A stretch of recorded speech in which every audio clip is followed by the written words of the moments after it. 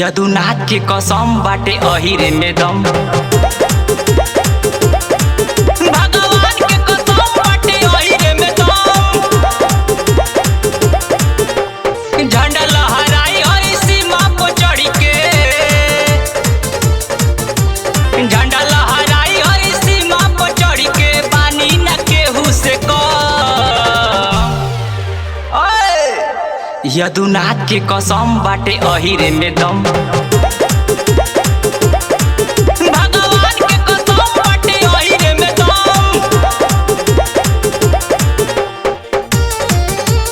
अहिरे में दम। अहिरे में दम।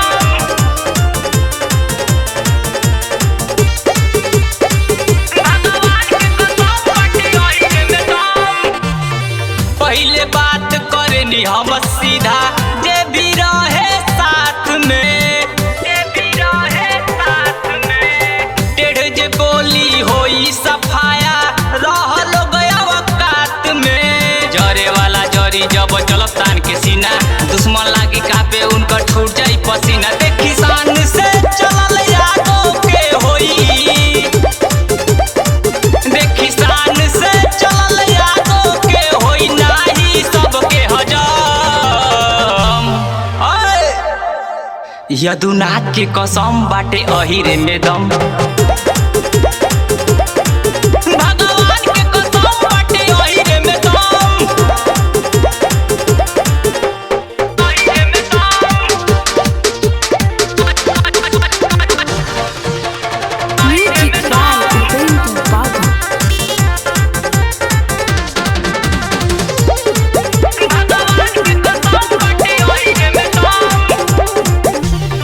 जत बिरादर हम ना देखी पूछेली सबके हाल हो। पूछेली सबके हाल हो। जिला देवरिया में फेमस हई सभे यादव लाल हो। जान से ज्यादा प्यार करेले बाबा पवन तिवारी। अभिषेक बाबू साथ रहेले चले पगड़ी झारी। बड़े विकास जब गावे वाला। बड़े विकास जब गावे वाला त कवने बाती के गम। यदुनाथ के कसम बाटे अहिरे में दम। भगवान के कसम बाटे अहिरे में दम। झंडा लहराई हई सीमा पर चढ़ के। झंडा लहराई हई सीमा पर चढ़ के। पानी न केहू से यदुनाथ के कसम बाटे अहिरे में दम।